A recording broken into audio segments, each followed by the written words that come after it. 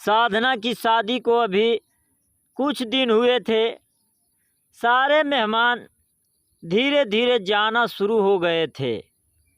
जब तक मेहमान थे तब तक तो सब ठीक ठाक चलता रहा, पर जब सारे मेहमान चले गए तब एक दिन साधना अपने पति के साथ छत पर बैठी थी और तभी उसकी सास आ गई और कहने लगी, बहू, यह तुम्हारा ससुराल है।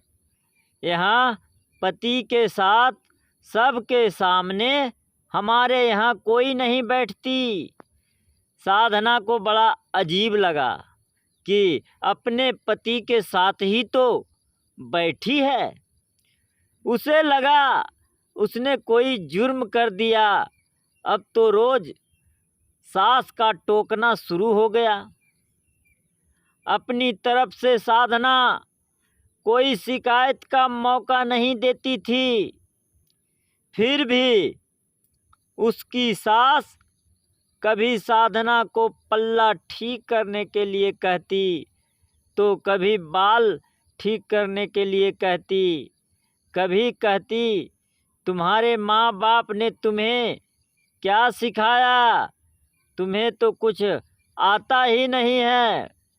कभी साधना चार औरतों के बीच में आके बैठ जाती तो उसकी सास उसे घूरने लगती और तब तक घूरती जब तक कि साधना वहाँ से उठ के किचन में ना चली जाती। साधना का कोई भी काम उसकी सास को पसंद नहीं आता। साधना कितना भी अच्छा कर ले, लेकिन सास कोई ना कोई कमी निकाल ही लेती। हद तो तब हो गई जब सास साधना के आने जाने पे भी टोकने लगी। इधर मत खड़े हो, उधर मत देखो, कोई देख लेगा तो क्या बोलेगा। साधना के पति रमेश के एक दोस्त की शादी थी और रमेश को जाना था। साधना ने सोचा शायद उसे भी जाना होगा, तो उसने भी एक साड़ी पसंद कर ली पहन के जाने के लिए। पर सास ने कहा, बहू, हमारे यहाँ औरतें शादियों में नहीं जाती। साधना बेबस हो गई। क्या कहती जब पति ही साधना का साथ नहीं देता। साधना सोचने लगी, कैसा ससुराल है, यहाँ इतनी पाबंदी क्यों है, सब कुछ अजीब है। यहाँ अपने से बड़ा कोई भी दिख जाए तो सास सर के पल्ले को और आगे मुंह तक सरका देती है। साधना को कहीं जाने नहीं दिया जाता था। उसकी सास बस हर समय काम करने के लिए किचन में ही रखती थी। ऐसा लगता वो इंसान नहीं कोल्हू बैल हो, बस खटती रहे। साधना सोचती, ऐसा हमारे यहाँ तो नहीं होता। सब काम के साथ साथ हंसी मजाक भी करते हैं, सब बड़ों के साथ भी बैठते हैं और अपने पतियों के साथ भी रहते हैं। पर यहाँ मैं तो क्या, कोई छोटा भी बड़ों के सामने बैठता नहीं है। हंसी मजाक की बात तो दूर है, रमेश भी अपनी माँ के सामने साधना के पास कम बैठता था, उससे बात भी कम करता। साधना जितना पूछती बस उतना ही जवाब मिलता। दिन बीतते गए। रमेश को दूसरे शहर में जाना पड़ता था काम के सिलसिले में। कई बार तो रमेश को आए हुए कई दिन हो जाते थे। ससुर थे नहीं और सास ने ही 5 बच्चों को पाला था। बाबूजी की जगह सास को काम मिल गया था, क्योंकि बाबूजी सारे बच्चे जब छोटे थे तब ही चल बसे थे। दोनों नंदों की शादी हो चुकी थी। बड़े भाई भाभी दूसरे शहर में नौकरी करते और रहते थे। छोटा देवर भी बाहर नौकरी करता था। रमेश बिचले बेटे थे जो साथ रहते थे। साधना काम करके जब भी सुस्ताने बैठती तो उसकी सास फिर से कोई काम कह देती। आने जाने वालों का भी मेला लगा रहता था। साधना को सब बहुत अजीब लगता था। वो सोचती अगर शादी ऐसी होती है तो वो कभी शादी ना करती। इस बार जब से रमेश शहर गए कई महीने हो गए, बिल्कुल भी नहीं आते थे और फ़ोन करने पर फ़ोन भी नहीं उठाते थे। घर वालों ने पता किया तो पता चला कोई और लड़की है जिसके साथ रमेश ने पहले ही शादी कर रखी थी और एक बच्चा भी है उनकी। पर समाज के डर से कुछ नहीं बोला। पर सास को जब पता लगा तो साधना को ही दोषी मानने लगी। कहने लगी, क्या करता रमेश बेचारा, तूने ज़्यादा कुछ तो लाई नहीं। सोचा था शादी करके आएगी तो ज़िंदगी संभर जाएगी, पर रमेश को ही बाहर काम करने के लिए जाना पड़ता है। हो गया जो होना था, अब रोना कैसा। कौन सा तुम्हें छोड़ रहा। साधना को जब पता लगा तो उसे झटका लगा, वह अंदर से टूट गई। साधना के सारे सपने और ज़िंदगी बर्बाद हो गई थी। उसकी माँ सदमे से पागल हो गई और पिता भी सेहत से लाचार हो गए थे।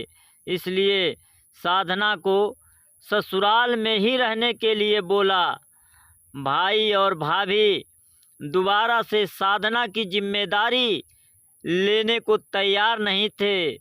सबने अपना अपना पल्ला झाड़ लिया। साधना सोच रही थी कि आज क्या मेरा मायके जाने पे भी रोक लग गई। वह मेरा घर नहीं था क्या।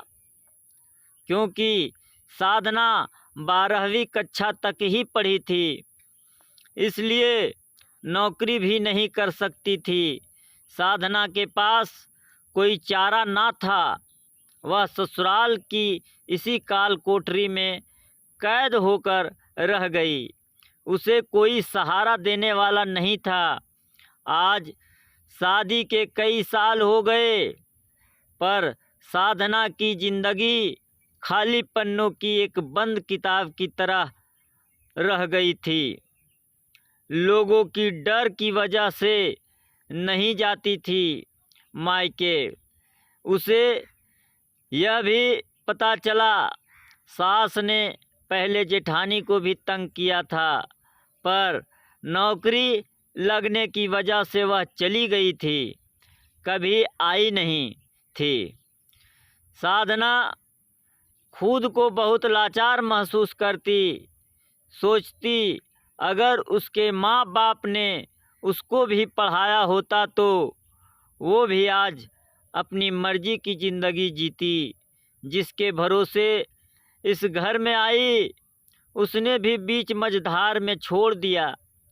साधना सोचती चलो सास खरी खोटी सुनाती तो है, लेकिन सर के नीचे छत और 3 समय खाना और ज़रूरत तो पूरा करती है। कभी कभी महीने 4 महीने में रमेश भी आ जाते हैं। साधना ने अपने ज़िंदगी से समझौता कर लिया है कि वही उसकी किस्मत है। अगर आज साधना जैसी लड़कियां पढ़ी लिखी होती और उनके पास कोई नौकरी करने का तजुर्बा होता तो साधना की ज़िंदगी ऐसी नहीं होती। साधना अपने पैरों पे खड़ी होती। साधना जैसी कितनी ही लड़कियां समाज में घिनौनी कुरीतियों का शिकार हो जाती है और दहेज ना मिलने पर ससुराल और मायका दोनों दुश्मन बन जाते हैं। बाद में कोई मायका अपनी ही बेटी को नहीं रखता जब तक कि बेटी अपने पैरों पर ना खड़ी हो, क्योंकि शादी होने के बाद बहुत कम माँ बाप होते हैं जो बेटी की जिम्मेदारी उठाते हैं। अगर कोई जिम्मेदारी उठाते भी हैं तो हमारे समाज में उनका प्रताड़ित किया जाता है। लोग कहते हैं कि बेटी का जब घर बस गया है तो अपने बेटी को मायका शोभा नहीं देते। लोग दूसरे की मजबूरी को समझे बिना ही कुछ न कुछ बातें करते रहते हैं। किनके साथ क्या समस्या है अच्छी तरह मालूम भी नहीं करते हैं और एक दूसरे का शिकवा शिकायत करते रहते हैं। यह सब हमारे गांव ग्राम में हमेशा होते रहता है, हमेशा देखने को मिलता है। लेकिन पिता अगर बेटी को अपने घर में जगह दी तो बहू और बेटा नाराज हो जाता है और जिसकी बेटी शादीशुदा हो गई तो समझो उसका पिता का उम्र क्या होगा। और इस उम्र में पिता का नहीं चल पाता, बहू और बेटा के सामने पिता बेबस हो जाते हैं, कुछ बोल नहीं पाते हैं। तो लास्ट उपाय यही समझ में आता। हर कोई यही कहता कि बेटा वही किस्मत थी तुम्हारी, समझौता करो। और बेटी मजबूरी हो जाती है।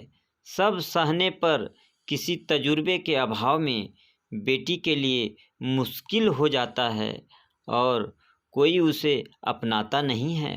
इसीलिए साक्षरता का भी तभी महत्व है जब बेटियों को पढ़ाई लिखाई के साथ उनके खुद के पैरों पर भी खड़ा होना सिखाएं और ऐसे वक्त में अपने बेटी बहन का साथ दें और उनको अकेला ना छोड़ें। आशा करता हूँ कि आप मेरे बातों से प्रभावित होंगे और अपनी बेटी बहू को अकेला ना छोड़ेंगे। हाँ तो दोस्तों, ऐसी ही कहानी आपको सुनने के लिए और देखने के लिए हमारे YouTube चैनल कहानी की दुनिया चैनल को लाइक और सब्सक्राइब ज़रूर कर लीजिएगा।